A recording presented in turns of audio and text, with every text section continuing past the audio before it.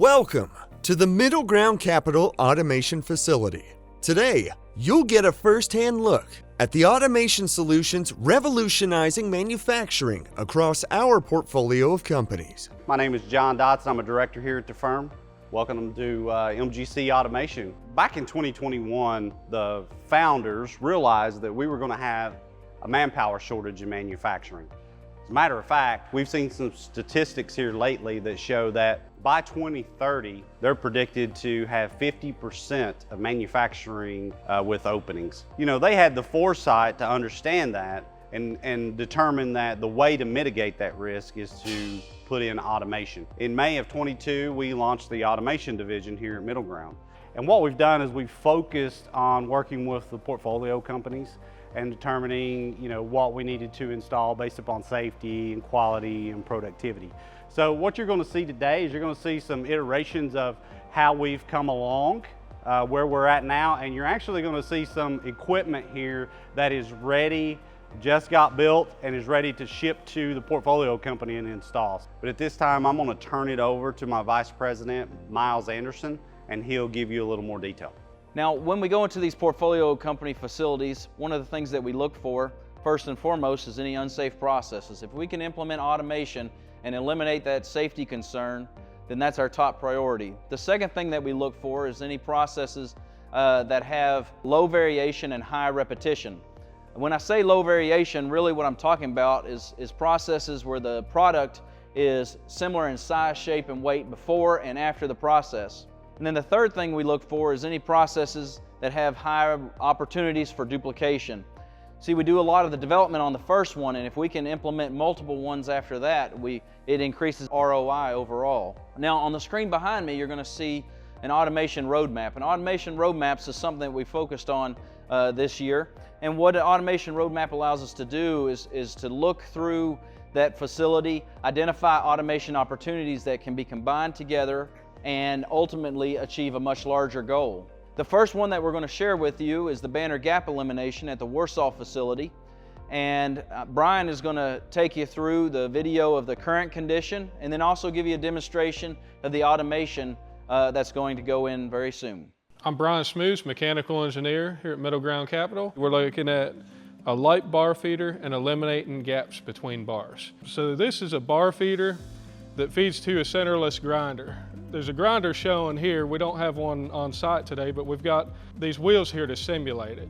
So what does a centerless grinder do? It takes a bar of a certain diameter and precisely grinds it down to a smaller diameter. Right now, as we see on the screen, these bars have up to a 9-second gap in between them, which leads to lost productivity. We've taken this light bar feeder and automated it. We've added some proximity sensors to it, and mainly we've added this servo drive unit. It's a linear actuator. Previously, this was a pneumatic cylinder, but pneumatic cylinders are complex to adjust speed and position on. So with this, we can adjust the speed and the position of the bar with just a few buttons on the screen here. These bars go from a 9-second gap down to essentially a 0-second gap. So what does that mean? That 9 seconds leads to about 152 bars per shift per machine at Banner Warsaw. Our Warsaw opportunity here, we've got a CapEx of $373,000. We've got 4 of these bar feeders at Banner Warsaw, and it leads to estimated EVC of $2.03 million. So once we develop a best practice on this machine, we take and recreate machines at Warsaw and also at Carroll Stream. Carroll Stream has a CapEx of $1.16 million, 21 installations, and an estimated EVC of $11.4 million. Now, the next automation project is at the Athol facility of Sterrett, and it's also utilizing centerless grinders, but unlike the Warsaw implementation, it utilizes small parts bulk feeder. Now, I'm going to turn it over to Rodney Roark to take you through the before video, as well as show you the after installation automation. I'm Rodney Roark. I'm a machining fabrication specialist. At the Sterrett facility in Athol, they manufacture various machinist tools used worldwide. They also manufacture the parts that are used to assemble them. While we were there on a tour, we noticed that their grinding department had machines on 2 different floors. It was spread out. And we also noticed that they ran their machines to a 1 person to one machine ratio. So as you look at the roadmap, our first step would be to automate the through grinding. You can see this is how they currently do the process. The team member loads the parts to the feed rail, then he hand pushes each part in one by one. You'll notice how close he's getting his hands to the grinder. That's a safety concern for us. So the automation that we're going to install, it consists of a bulk feeder, a conveyor with guides, and the guides will guide the parts directly into the Royal Master machine. They can dump a lot of parts in here, walk away from it, and run it. This opportunity of the through grinder has a CapEx of $160K, has one install, and has an EVC of 2.08 million. We'll take a look at our next automation project. It's going to be at Race Winning Brands Mentor facility, and it's going to be the forging press tending automation. Now I'm going to turn it over to Jeremy Beals to walk you through the automation roadmap, as well as share a video of the before condition, and then also give you a demonstration of the automation that'll be installed afterwards. The Mentor facility of Race Winning Brands is their headquarters. There's a total of 20 brands in this company. Now, this company produces performance parts for racing and for automotive sports. So the Mentor facility actually is the heart of the forgings for the pistons itself. Everything begins there at Mentor. So they take a slug of aluminum and they forge it into a piston before it gets machined. At that facility also, they have over 200 CNC machines, which machine the Wiseco pistons and the JE pistons. The Manningly and the Diamond forgings get shipped out to separate facilities. So taking a look at our roadmap here, our first stop is to increase forging capacity, because that's the heart of the facility. If we can increase that capacity, that gives us a win. Two ways we're going to do that. We're going to reduce our changeover time and also automate the forge with a robot. So currently their changeover time is 30 to 45 minutes per changeover, and they do 5 changeovers per shift, 4 to 5 per shift. We're gonna be able to reduce that by putting in an induction heater, and that'll reduce it down to 10 minutes. Also, we're gonna put a robot in the forge, as well as a sprayer and some other automation to increase capacity there. And our second stop is to increase machine capacity. So with the skills from Race Winning Brands, as far as their machining skills and our processing skills, we were able to get together and go through their processing where they machine these pistons, and we were able to reduce it down by 3 processes by putting milling machines together and actually adding extra axes with the KME tombstone functions. Step 3 is increasing deburring capacity. Once the pistons are machined, there's some rough edges, and racers are they want to make sure all those edges are deburred because it creates hot spots. They're very particular about how the pistons are formed. Let's take a look at the forge current condition. So here you can see there are 2 team members on the process. One team member is spraying forging lube on the die and on the punch, while another team member grabs a slug that is heated up. The press presses that slug and forms it into the raw forging of the piston. So currently there's 2 team members. It's very hot, it's very oily, it's very dirty. It's hard to keep team members on this process. With the added capacity that we're trying to do and increase productivity and also manpower issues, we decided to focus on this. So now let's take a look over at the equipment. We have a 100 kg Nachi robot with a shunt gripper. This robot will grab the slug off of the conveyor and put the slug into the press. Now we have a test press. This is not a forge, it's just a little air cylinder. While the transition is happening, a robot is grabbing the slug. The sprayer, automated sprayer, is gonna spray the die and the punch and then back out of the way so that the robot can put the hot slug in. The press presses, and then the robot grabs the finished part and puts it on the pallet, and also palletizing it. And what you don't see here is the palletizing equipment. That is in process and still being fabricated. Let's take a look at the opportunity that we have here from this forge tending. So the CapEx that we spent was $902,000. We have 1 install and an estimated equity value creation of $8.76 million. You know, it's really easy to put a robot in front of a piece of equipment, but it's all the peripheral equipment that you've got to build up around it to be able to deliver the parts to the robot. So they've done a fantastic job. But as he was going through his roadmap, he additionally was talking about the deburring process. So I want to share that with you today. As you can see here, of course, you got the piston. You're going to see the lady in the background here. She manually deburrs every one of these, okay? And that's a lot of work. And you also see she's using a vibrating tool that's going to eventually cause her some ergonomic issues, right?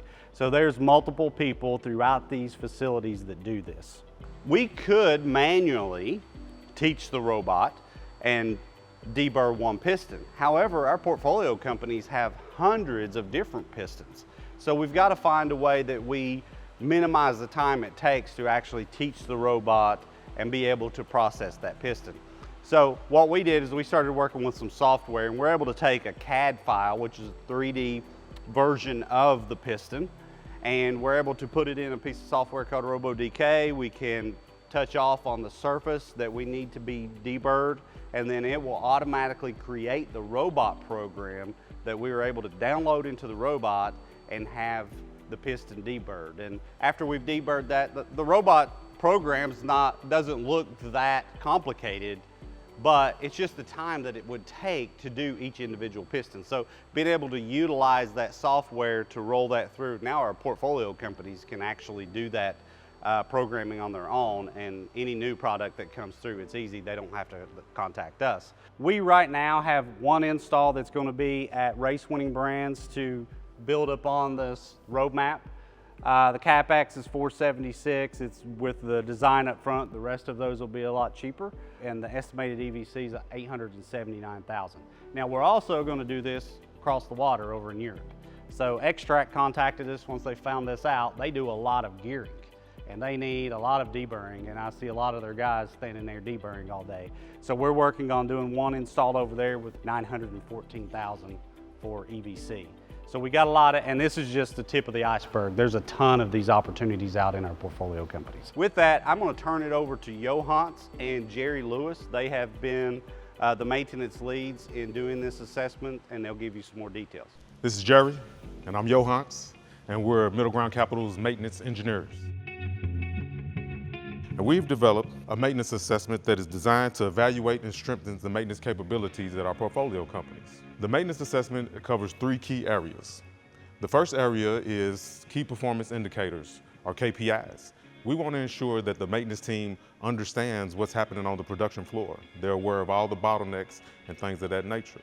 The second thing that we take a look at is recovering from equipment failure. And recovering from equipment failure, we want to make sure that the maintenance team has spare parts readily available, easy to access. Not just spare parts, but also the critical spare parts. The other thing that we'd like to take a look at in recovering from equipment failure is maintenance capability. Make sure that they're getting the training that they need to recover from these downtime events, and they're really familiar with their equipment. The third thing that we'd like to take a look at in our maintenance assessment is preventing equipment failure. We'd like to take a look at the PMs and make sure that they're thorough and that they're being performed at the correct frequency. We like to look at it, and we want to see at least a 95% on track. Now I'm gonna tell you guys a little bit about the process of performing the maintenance assessment. So the first thing that we do is the initial assessment, which is I kind of just went over. We perform that at the portfolio company. And then we come back home, we spend about a week or two, and we compile all this information that we received while doing the maintenance assessment. Then we set up a meeting so that we can give feedback, best practices and best procedures to the portfolio company maintenance team. And then we give them 90 days to implement. If necessary, then we'll go on and we'll do a 6-month follow-up. But for the most part, most of our portfolios just need a 90-day. So in 2025, we want our target to be 24 maintenance assessments. And so far to date, we have performed 18 of those assessments. And with these 18 companies, right now we've determined our baseline is 57% initial score. Then when we come back and after we update the score for 90 days, we have came up 20% to a 77% after the feedback, the best practices and procedures have been implemented at this 90 days. So a little bit about this 20% gap. I'm gonna tell you about some of the things that happened there. We go to the portfolio companies and we ask them thought-provoking questions, tough questions, because we wanna make sure that they understand what's happening. And for example, I went to a portfolio company that does plastic injection molding. They have injection molding equipment and they have a water tower. The plastic molding injection equipment cannot run without the water tower. The equipment has to have the water tower to cool it down. So if this water tower goes down, what do? I posed this question to the maintenance team. They didn't have an answer. I told them that this is no good. We need to develop a standard operating procedure so that if we do get in this situation, it's not a catastrophic failure, and we've done our best to mitigate the risk of downtime. So what we did, we jumped into action. We started to reach out to different vendors to see who had the capacity, who could come and give us a water tower, and we could rent it to mitigate this risk. Just in case our water tower goes down, we immediately know what to do. We have a SOP, we can spring into action, we can call our vendor, we can get that water tower here, and there's no impact to production.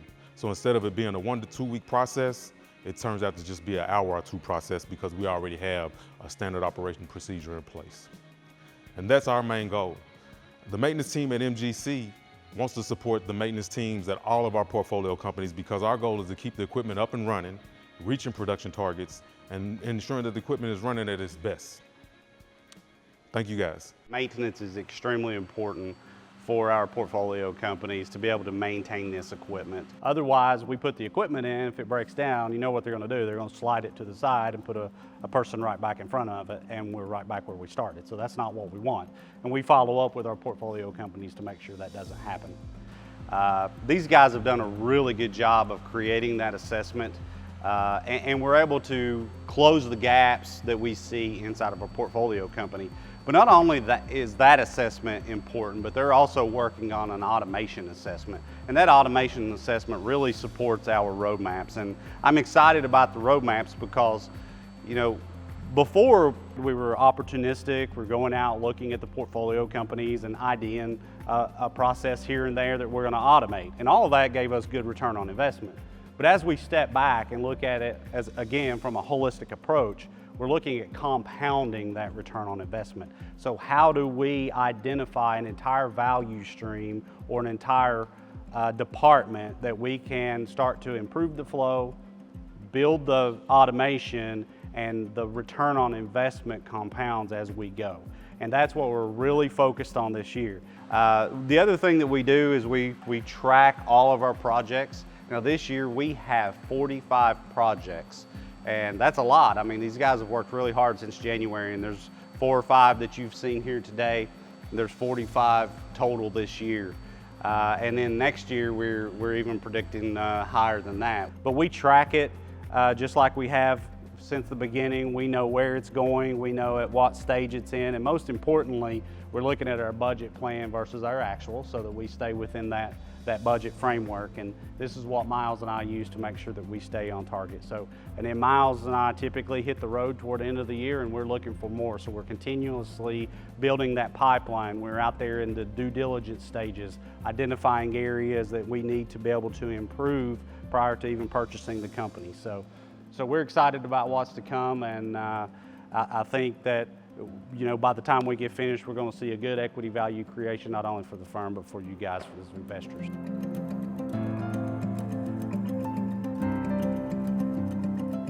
Thank you for watching. Please contact the MiddleGround Capital team to learn more.